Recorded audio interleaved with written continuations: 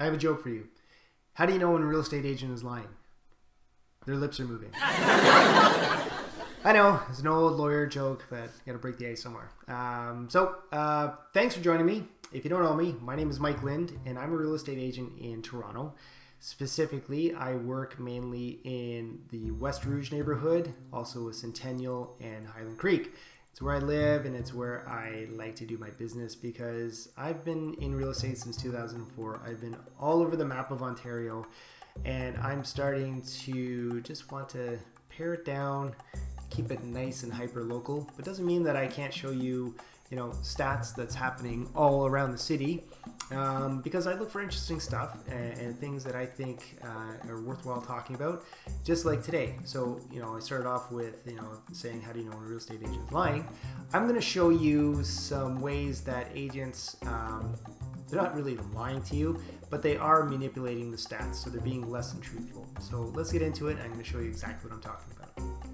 Okay, so here is our subject property. It is a 3-bedroom bungalow, very nice backyard.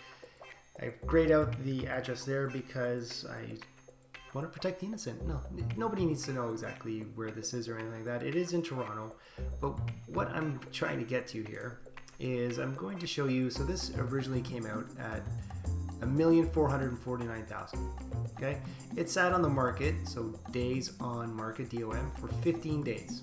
Okay, and its last status, as you can see here, it was terminated. Okay, so backstory to this is they listed it at $1,449,000 because at the time prices were sky high. So bungalows in the neighborhood were averaging about 1.5 and 1.6.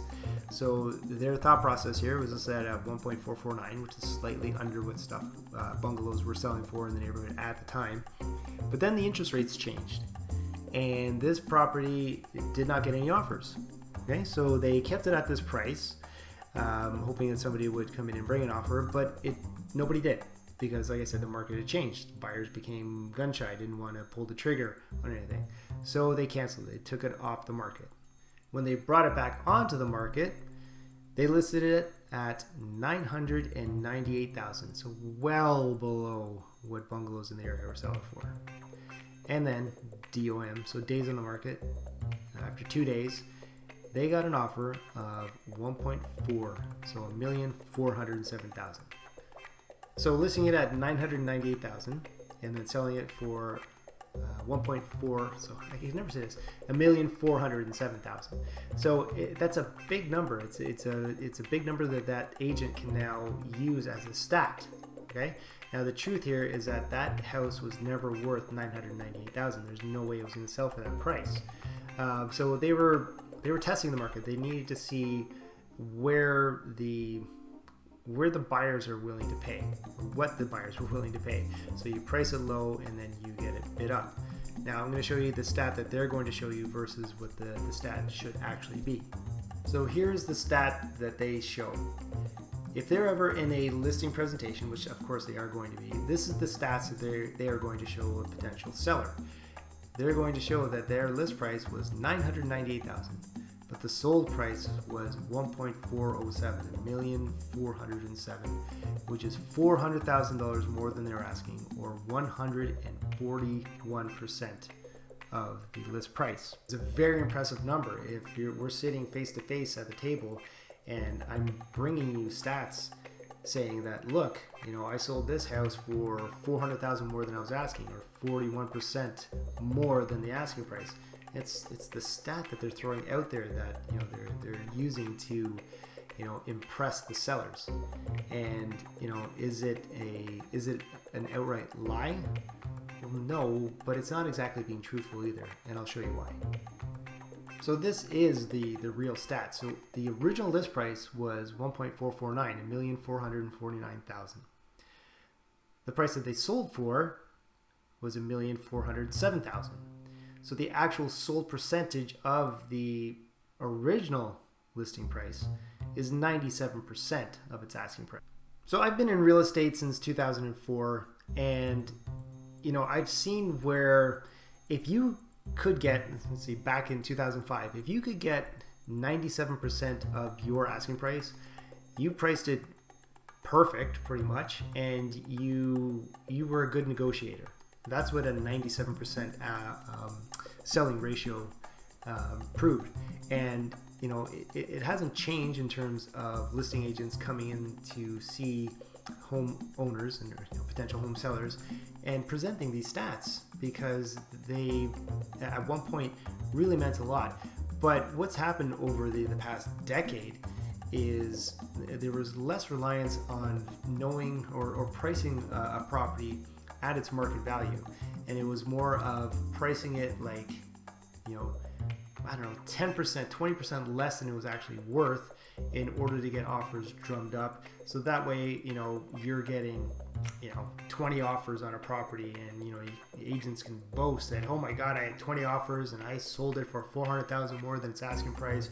There were no conditions. My deposit was 5% of the asking price. And I, you know, really negotiated. And that was another thing that happened over the last couple of years, is agents having these, you know, negotiation certificates and showing how they're a top negotiator.